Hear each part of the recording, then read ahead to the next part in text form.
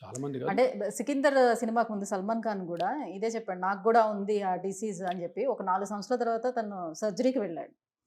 'సల్మాన్ ఖాన్' గూడా దీంతో బాధపడ్డారు. ఆయన కూడాను ఫారిన్ కంట్రీకెళ్ళి సర్జరీ చేసుకోవాలి. ఇదే చేసుకున్నాడు. ఈ రేడియో ఫ్రీక్వెన్సీ అబ్లేషన్.